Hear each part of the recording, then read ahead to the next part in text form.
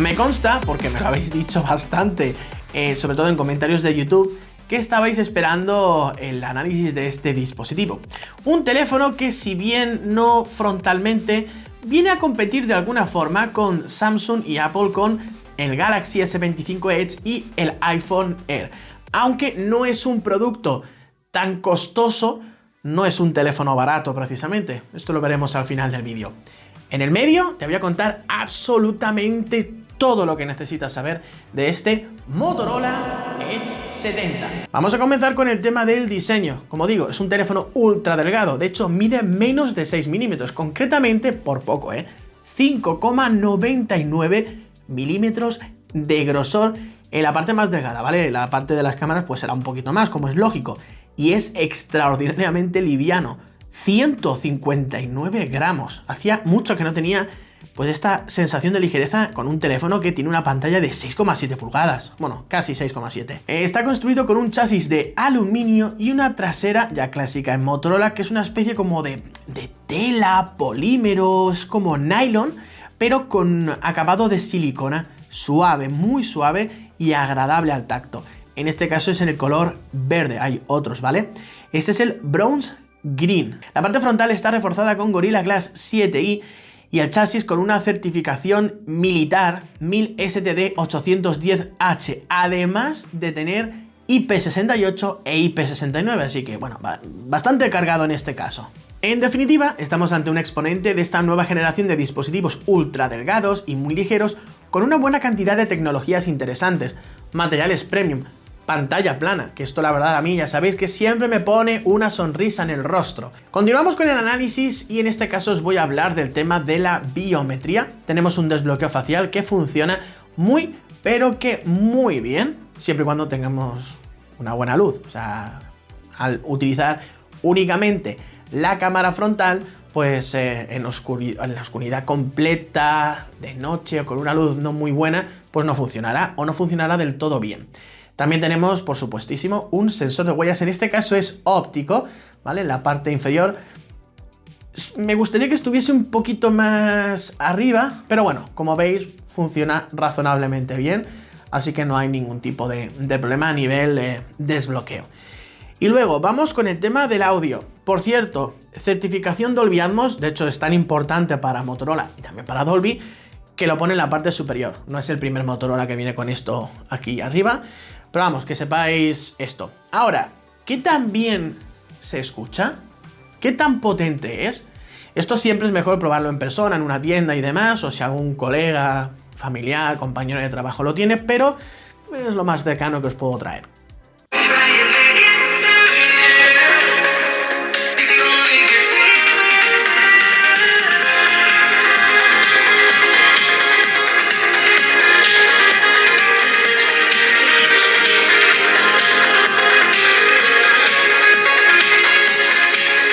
También es cierto que con el volumen al máximo he notado que por más certificación y audio super top que tenga, mínimamente, o sea, tienes que, además no es con todas las pistas, pero a veces como que distorsiona o se escucha ligeramente metálico, pero vamos, es un poco por rascar.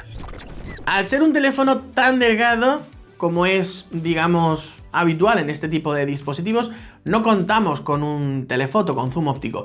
No sé hasta qué punto se podría incluir, creo que se podría hacer. A lo mejor es porque están esperando a siguientes generaciones, tanto Apple como Samsung como Motorola. Se podría poner un zoom óptico de unos 2 aumentos para el modo retrato y demás. Bueno, el caso es que tenemos, aunque no lo parezca, solo 2 cámaras en la parte trasera, ¿vale? O sea, muy importante esto. Todas las cámaras del dispositivo son de 50 megapíxeles. Tenemos una triple, entre comillas, cámara trasera, pero una de ellas es simplemente un sensor de luz específico. Tenemos ultra gran angular y cámara principal. Entiendo que este sensor es para acompañar o ayudar en temas de representación de color. Bien, lo que nos falta ahora es ver los ejemplos. Primero con la grabación de vídeo, en este caso con la cámara frontal. Una cosa vamos a decir rara, sobre todo por el precio del dispositivo, porque teléfonos bastante más baratos sí lo ofrecen, es que la grabación de vídeo se queda en 4K 30 con cualquier cámara. O sea, no podemos grabar vídeo 4K 60 fotogramas por segundo.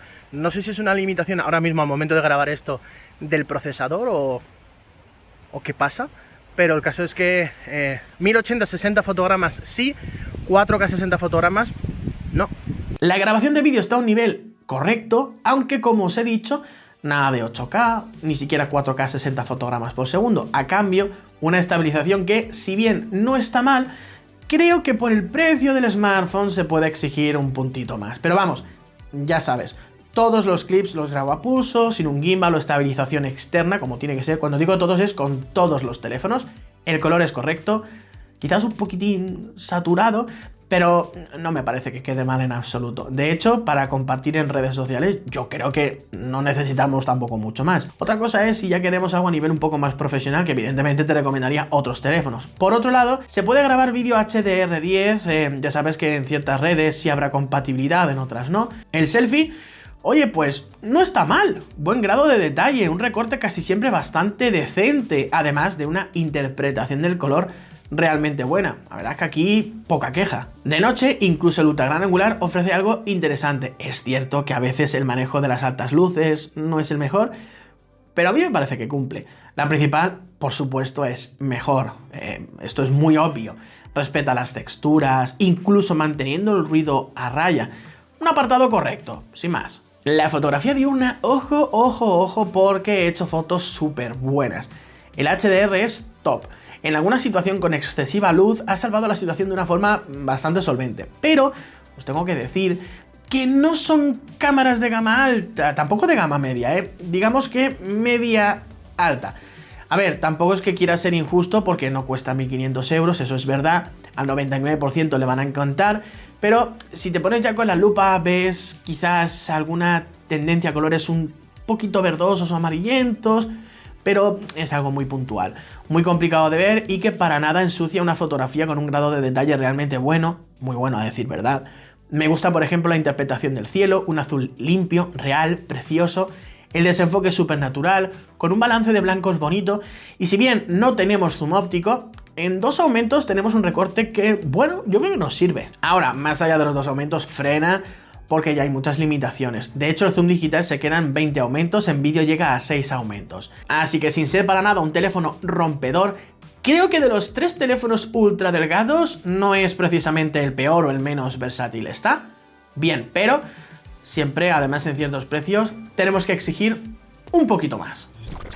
Vamos a hablar ahora de la pantalla. En primer lugar, os tengo que decir que no tengo ni idea de la cifra del PWM. Teniendo en cuenta todas las especificaciones de la pantalla y ver que la han utilizado en algún otro modelo, entiendo que estará en torno a los 700 Hz, pero repito que es un poco por recordar especificaciones de otros Motorola, no porque lo sepa. Pero Motorola ofrece una opción dentro de los ajustes para evitar el parpadeo en entornos oscuros. Bien, el único pero de esta pantalla para mí es que no es LTPO y por precio tiene que serlo. O sea, esto es indiscutible. Tenemos un panel POLED de 6,67 pulgadas, que, bueno, más estándar no puede ser. La resolución es, Motorola lo llama así, Super HD, 2712 x 1220. Es un poquito más que el Full HD, es como 1.5K más o menos. Y resulta en casi 450 píxeles por pulgada, así que en densidad va muy bien. El pico es de 4500 nits. El HBM, tampoco tengo la cifra, pero yo calculo que estará en torno a los 1400, 1500 nits. La pantalla se ve genial. Se mueve muy bien con esos 120 Hz, pero recuerda que no son adaptativos ni baja un hercio. Y el marco inferior, el bisel quiero decir, es ligeramente más grueso que los demás, por lo que no es totalmente simétrico. La pantalla tiene unos muy buenos ángulos de visión, respuesta del táctil bastante alta y un funcionamiento, en mi opinión y en mi uso, perfecto. Pero os digo lo mismo que os voy a decir en diferentes apartados. Por el precio se puede pedir un poco más. Viene con Android 16, llegará a Android 20 y además tendrá parches de seguridad hasta 2031. Yo creo que en el soporte siempre podemos pedir algún añito más y demás, pero creo que es un soporte al menos decente tirando a bueno. Luego, hablando ya un poquito de temas de software, Motorola, por favor, bájale un poquito al tema del bloatware. O sea, no me gusta la cantidad de aplicaciones preinstaladas o instaladas, incluso no de la propia Motorola, de la propia Google, sino de terceros que viene. O sea, de hecho, cuando inicié el teléfono, ostras, es que veía mucho jueguito, mucha aplicación de tercero, además de, como digo, las propias de Motorola y las de Google, que no son pocas, por todos lados. No sé, a mí me provoca una sensación un tanto desagradable y menos mal que se pueden desinstalar y que tenemos 512 GB. El software de Motorola es muy bueno. Está Hello UI. Súmale todo lo que aporta Google Gemini, pero también Moto AI, que al menos lo que nos da es útil. Tienes todo centralizado en una aplicación, pero hay detalles de inteligencia artificial por todo el sistema. Dentro encontramos dos herramientas con más subherramientas, si me permitís que la llame así: creatividad y productividad. En creatividad, por ejemplo, tienes la función Playlist Studio, pero sí, nos permite crear listas de reproducción, pero no me sale en YouTube Music, tampoco Spotify, solo Amazon Music. No lo entiendo. Mal ahí, ¿eh? En Image Studio tienes diferentes funciones como crear imagen, avatar, boceto a imagen, cosas así. Esto ya lo conocéis. Por ejemplo, puedes escribir una descripción, lo aceleraré para que no os traguéis todo el proceso, y bueno, unos segundos más de espera y voilà, ahí lo tienes. Dentro de productividad tienes varias opciones. En prestar atención podremos grabar audio y luego lo transcribirá. En recordar esto podremos guardar texto, imagen, una captura de pantalla. En pregunta o busca entra en juego Copilot Vision. Podemos hacer todas estas acciones. Finalmente, esta función nos hace, por ejemplo, un resumen de las notificaciones recibidas. Esto así a grosso modo, pero Motorola se está acercando cada vez más a Samsung y no puede faltar Smart Connect. Para el que no lo sepa, esta es una función que nos permite conectarlo a un monitor, a un teclado, a un ratón, y tendremos una interfaz completamente de escritorio, como si de un PC se tratara. Así que lo van haciendo cada vez mejor. El cerebro de este Motorola Edge 70 lo hemos visto en pocos dispositivos de momento porque es un procesador que se presentó hace pocos meses. Es el Snapdragon 7 Gen 4, pero no es un procesador de gama alta, ya lo habrás adivinado. Tenemos 5 núcleos Cortex A720, uno de ellos llega a 2.8 GHz y los otros 3 son Cortex A520. Estos núcleos son para labores pues no muy exigentes. Además de esa CPU tenemos una GPU Adreno 722. Está claro que el procesador es de gama media alta. Esto queda patente cuando le aprietas los tornillos con juegos donde la velocidad frenética y muchos elementos en pantalla pues rasca un poco con la configuración máxima. Ahora, si le bajas un poquito los requerimientos, va de fábula. Muy fluido, buena resolución, cantidad de efectos y lo mejor, sorprendentemente frío entre comillas. A ver, entiéndase por frío que no quema. Personalmente, y viendo el precio, le habría dotado de un Snapdragon 8S Gen 4. No te pido mucho más, habría sido la elección perfecta. Bien, existen versiones, pero la que nos llega aquí es 12 más 512. Motorola ha apostado por mucha memoria, y esto siempre es bien. 12 GB de memoria RAM LPDDR5X y 512 GB de almacenamiento UFS 3.1, no 4.0, aunque bueno, Motorola no da ese dato por ningún lado, simplemente lo llama UMCP. ¿Qué es esto? Bueno, pues es un paquete, un encapsulado que combina la RAM y la memoria flash NAND tipo UFS en el mismo componente, y esto lo hace más eficiente y bueno, más compacto, que en este tipo de teléfonos además viene genial ahorrar espacio. Por ir rematando, contamos con Wi-Fi 6, NFC, 5G, Bluetooth 5.4, incluso eSIM o SIM electrónica, pero cuidado porque en la bandeja, que por cierto no admite microSD, tampoco es una gran sorpresa, aunque creo que el Edge 60, no estoy muy seguro ahora mismo, pero juraría que sí que lo admitía, pero repito que no estoy del todo seguro. La bandeja no permite 2 nano SIM, permite una, así que si queremos tener una dual SIM, una por narices, va a tener que ser eSIM. Vamos a hablar de batería. Primero, un tirón de orejas. Motorola, la forma de medir las horas de pantalla, bueno, no mide las horas de pantalla realmente. Está la función bienestar digital que te lo mide por jornada, no te lo mide de carga a carga. Y la verdad, a lo mejor estoy yo loco y estoy pidiendo una cosa que nadie quiere, no lo sé, ya me diréis vosotros. Pero a mí me gustaría ver que me dé el dato de las horas de pantalla activa de una carga a otra, desde que lo desconectas hasta que lo vuelves a conectar. El caso es que, pues, no lo mide correctamente. O no lo mide, más bien.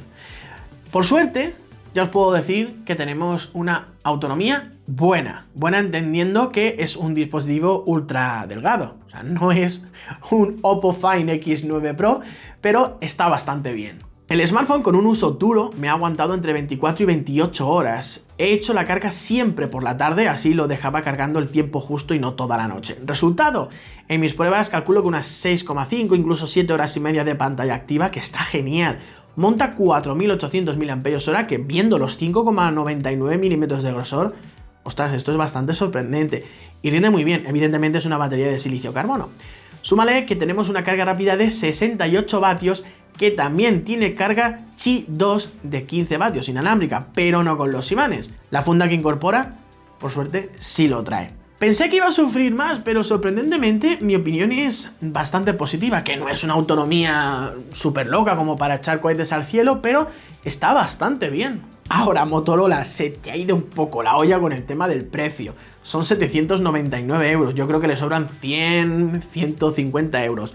Bueno, a favor del dispositivo, que si lo vas a comprar te van a dar un montón de regalos. De hecho, sorprende el bundle que dan. Es decir, ya no es solo el smartphone con el cargador, que también, o sea, en la caja no viene el cargador, pero te dan el cargador de 68 vatios, sino que te incluyen la funda en la caja y luego tienes auriculares, reloj, incluso un mototag. Todo esto está valorado en unos 300 euros.